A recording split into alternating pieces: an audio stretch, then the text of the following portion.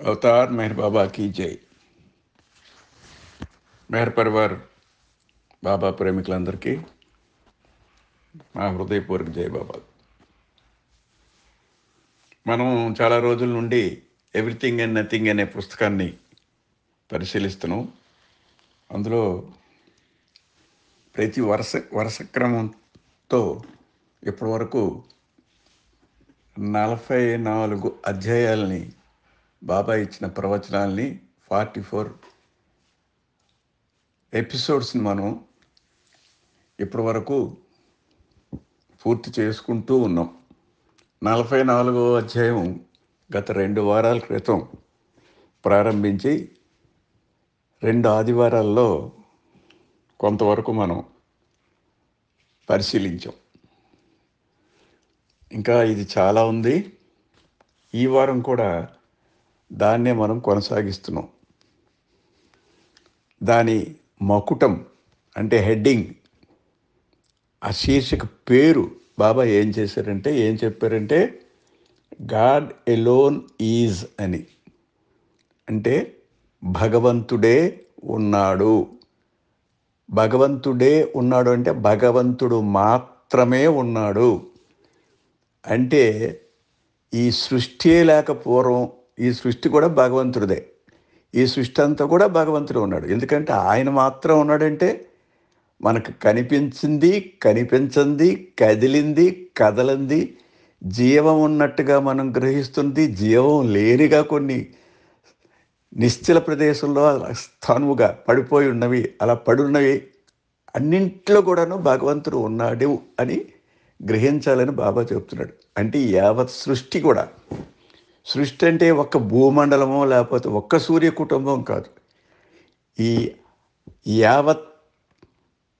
యావత్ విశాలమైనటువంటి ఈ క్రియేషన్, ఈ సృష్టి అంతా కూడా భగవంతుడు నిండి ఉన్నాడు అని బాబా గత 2 వారాల్లో చెప్పిన దాన్ని బట్టి మనం గ్రహించాం. అయితే మన తాలూకా అవగాహన, మన తాలూకా జ్ఞానము, మన పరిశీలన అవన్నీ కూడా పరిమితమైంది కాబట్టి మనకు అనేక సందేహాలు కలుగుతూ ఉంటాయి. కాబట్టి అవి ఎట్లాంటి సందేహాలు కలిగాయి, దానికి బాబా ఇచ్చిన జవాబు ఏంటి అని కొంతవరకు మనం గ్రహించాం. అయితే ఈ వారం ఇది ఈ అధ్యాయంలో 3వ సంకటం అన్నమాట. ఇది 3rd ఎపిసోడ్. దాన్ని పరిశీలించే ముందు గతం ఏమైందో కొద్దిగా గుర్తు చేసుకుంటే మనం ముందుకు పోవడానికి చాలా సులువు అవుతుందని చెప్పి ఒకసారి గుర్తు చేసుకోవడానికి ప్రయత్నిద్దాం. బాబా ఏం చెప్పారంటే భగవంతుడే ఉన్నాడని కదా, భగవంతుడు మాత్రమే ఉన్నాడు కదా. మనకు అన్ని సందేహాలు కలిగా సందేహాలను నివృత్తి చేస్తూ అప్పటికీ మనకు అర్థం కాక మరి భగవద్గీతలో అర్జునుడు అడిగిన ప్రశ్నే మన హృదయంలో కూడా వస్తూ ఉంటుంది కనుక అది గ్రహించి బాబా ఏం చెప్పారంటే అర్జునుడికి ఏం సందేహం కలిగేందుకు ముందు మనం ఇక్కడ గుర్తు చేసుకుందాం. నువ్వు అంతటా ఉన్నాను, అన్నిటా ఉన్నాను, అంతటికీ ఆవలా ఉన్నాను అంటున్నావు. నాకుండే పరిమిత జ్ఞానంతో పరిమిత దృష్టితో నేను గ్రహించలేకపోతున్నాను. కాస్త ఉదాహరణగా నాకు ఏదన్నా ఫలాని ఇందులో భగవంతుడు నిండి ఉన్నాడు, అందులో భగవంతుడు నిండి ఉన్నాడు అని చెప్పే విధంగా నా దృష్టికి తెచ్చి నన్ను ఆ సందేహం నివృత్తి చేసే విధంగా సహాయం చేయమని చెప్పి అర్జునుడు శ్రీకృష్ణుడు అడిగితే అప్పుడు విభూతి యోగంలో ఆయన తాలూకా విభూతి ఎక్కడెక్కడైతే ఆయన ఉత్కృష్టంగా ఉంటాడో అవన్నీ చెప్పాడు. అదంతా మనం ఇదివరకు మనం డిస్కస్ చేసుకున్నాం. కానీ ఇందులో కూడా బాబా ఏం చెప్పారంటే ఎక్కడెక్కడ భగవంతుడు ఉన్నాడంటే అన్నింటా ఉన్నాడు కదా. అయితే ఏంటి కనిపిస్తున్న పదార్థాల్లో కానీ కనిపించిన పదార్థాల్లో ఉన్నాడా అని ఆయనకి అర్థం కాక సందేహిస్తున్నాడు. కాబట్టి బాబా ఏం చెప్పారంటే ఎందులో ఉన్నాను, అన్నింటిలో ఉన్నాను. అయితే ఏంటున్నాయి అసలు? గాలి ఉంది, అది కనిపించదు. ఎయిర్ ఈజ్, వాటర్ ఈజ్, అది కనిపిస్తుంది. నీళ్ళు, నదీ ప్రవాహంలో ఉండే నీరు. కానీ ఎక్కడైనా ద్రవ పదార్థం అంతా ఆ ద్రవ పదార్థాన్ని వాటర్గా చెప్పి ఆ ద్రవ పదార్థంలో నేనే ఉన్నాను. ఫైర్ ఈజ్, మరి అగ్ని కనిపిస్తుంటుంది, అగ్నిలో ఉన్నావా? అగ్నిలో కూడా ఉన్నాను. ఎర్త్ ఈజ్, మరి భూమి కనిపిస్తుంది, భూమిలో మట్టి, ఈ మట్టిలో కూడా ఉన్నాను.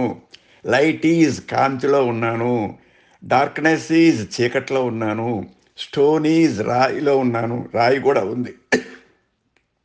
Iron vegetation, insect, fish, bird, beast, man, good, bad, pain, pleasure, ఇలా ఏదైతే నువ్వు అనుకుంటున్నావో అన్నింట్లో నేను ఉన్నాను. ఎందుకంటే నేనే ఉన్నాను కనుక, నేను తప్ప ఇంకెవ్వరూ లేరు కాబట్టి, నేనే ఈ సృష్టిని నేను సృష్టించుకున్నాను కాబట్టి, నేనెవరినో తెలుసుకోవాలని అనుభవపూర్వకంగా అర్థం చేసుకునే ఉద్దేశంతో ఈ యావత్ సృష్టి నా ఇచ్ఛానుసారం వచ్చింది కాబట్టి అంతటా నేనే ఉన్నాను. అంతటే నేనే ఉన్నప్పుడు నువ్వు కూడా నేనే అని గ్రహించడానికి కోసం ఇవన్నీ చెప్తున్నారు ఆయన. మనకు అది అంత ఈజీ కాదు కాబట్టి నేను భగవంతుని అనుకున్నంత మాత్రం అవదు కదా. అదేదో అది కపటంగా చెప్పిన మాటలాగా అనిపిస్తుంది. కానీ అనుభవపూర్వకంగా నువ్వు కూడా భగవంతుడివే అని చెప్పడానికి కోసం స్టెప్ బై స్టెప్ అని చెప్పుకుంటూ వస్తున్నారు. అందులో అందులో గాలి నువ్వే, నీరు నువ్వే, అగ్ని నువ్వే, భూమి నువ్వే అని ఇలాగన్నీ చెప్తూ ఆయన అన్నింట్లో ఉన్నావు అని చెప్పి, పెయిన్లో ఉన్నావు, దుఃఖం అంటే బాధలో ఉన్నావు, ఆనందంలో ఉన్నావు అని కూడా చెప్పి, ఈ అన్నీ క్షణికమైనవే కాబట్టి బాధ ఆనందం కూడా ఒకటే. ఆనందం వచ్చినప్పుడు పెద్ద సంతోషించక్కర్లేదు, బాధ వచ్చినప్పుడు విచారించక్కర్లేదు, భయపడిపోక్కర్లేదు అని కూడా చెప్తూ, there is no end to what is. ఎక్కడ నేనేంటి నువ్వు అడుగుతున్నావు, అసలు ఏంటి అనడానికి అంత్యం లేదు. నువ్వు ఏంటి అని అడుగుతున్నావు, అదంతా నాదే, అదంతా నేనే, నా వైభవమే, నా విభూతే అని చెప్పుకుంటూ, until he arrives at nothing is and instantaneously ఈ రియలైజెస్ గాడ్ ఈజ్. కాబట్టి ఇవన్నీ అనుకున్న తర్వాత మనిషికి ఏం ఆలోచన వస్తుందంటే, ఓహో ఇదంతా ఆయన ఉన్నాడు కాబట్టి అసలు శూన్యంలో ఉన్నాడా అని కూడా సందేహం. శూన్యంలో కూడా ఉన్నాడు, నథింగ్లో కూడా ఆయనే ఉన్నాడు. బికాజ్ ఎవ్రీథింగ్లో ఉన్నాడు, నథింగ్లో ఉన్నాడు. So everything is God, nothing is God అనే అండర్స్టాండింగ్ అలా ఆలోచించుకుంటూ పోతే నిశ్చలంగా కూర్చొని బాబా ఎదురు కూర్చొని ఇవన్నీ ఆలోచనలు మనసులో తెచ్చుకుంటే, ఇది డిస్కషన్ కాదు ఎవరితో, ఆలోచన రావాలి మన మనసులో. ఎందుకంటే బాబా I have not come to teach you but I come not to teach you but awaken అన్నారు. కాబట్టి ఆ విధంగా మనం ఆలోచించుకుంటూ పోతే శూన్యంలో కూడా ఆయన ఉన్నాడు కాబట్టి, నథింగ్నెస్ కూడా ఆయనే కాబట్టి అన్నప్పుడు ధర్మని ఏమని వస్తుంది మనిషికి, instantaneously he realises God is.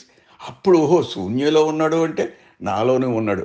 నేను ఎందుకు నా ఎదుటివాడిని ఎందుకు ద్వేషిస్తున్నాను, నా ఎదురుగా ఉండే వాళ్ళని నేను ఎందుకు వేరుగా తలుస్తున్నాను, ఆ విభిన్న అది ద్వంద్వ అనుభూతి నాకు ఎందుకు కలుగుతుంది? అసలు ద్వంద్వత్వమే లేదు కదా, ఏకత్వమే ఉన్నట్టుగా ఉంది. ఎందుకంటే అన్నింట్లో భగవంతుడు ఉన్నప్పుడు, అంతా భగవంతుడైనప్పుడు ఇంకా ద్వంద్వత్వంకి అవకాశం ఎక్కడ ఉంది అనే ఆలోచన వచ్చి, అప్పుడు then he realises God is అని. అది భగవంతుడే మాత్రన్నాడు. ఎందుకంటే నేను కూడా భగవంతుడు అయిపోయాను. అక్కడికి వచ్చేసరికి మా ఆలోచన ఎంతవరకు వెళ్తుందంటే, నేను కూడా one of the parts in Bhagavan's creation. భగవంతుడి తాలూకు సృష్టిలో నేను కూడా ఒక భాగాన్ని కాబట్టి నేను భగవంతుడినే అనే ఆలోచన రావడం కోసం ఈ చాప్టర్లో ఆయన 1 by 1 మెల్లమెల్లగా మనల్ని సముదాయిస్తూ, మన బుజ్జగిస్తూ, ఆ భగవంతుడి వైపు మన దృష్టిని మరల్చి, నేను కూడా భగవంతుని అనే స్థితికి వచ్చినప్పుడు ఈ ద్వంద్వత్వాన్ని విడనాడి ఏకత్వంలోకి వెళ్ళి ఈ will definitely become one with God. అది కదా ultimate goal is to become one with God. కాబట్టి అక్కడ తను చేరడం కోసం ఈ విధంగా తీసుకొస్తూ ఇంతవరకు బాబా చెబుతూ ఉన్నారు. ఇక ఇప్పుడు మనం కొత్తగా ఈ వారానికి సంబంధించినటువంటి కొన్ని విషయాల్ని బాబా చెప్పిన విధంగా చదువుకుంటూ ముందుకు వెళ్దాం. అవతార్ మెహర్ బాబాకి జై. ఈ starting like this: it's not easy for a man to accept and keep on accepting under all circumstances that God is. ఏం చెప్తున్నారంటే, ఇంత నేను చెప్పాను, ఓహో నీకు రియలైజేషన్ రావాలని చెప్పాను, నీకు వచ్చినట్టుగా కనిపిస్తుంది, అంతా భగవంతుడే కాబట్టి నేను భగవంతుడు అనే ఆలోచన వచ్చింది. కానీ it's not easy for man to accept. అక్కడితో నేను పూర్తిగా నేను నా సందేహ నివృత్తి అయిపోయింది, నేను అంతా గ్రహించేశాను అనడం అనేది అంత సులువైంది కాదు.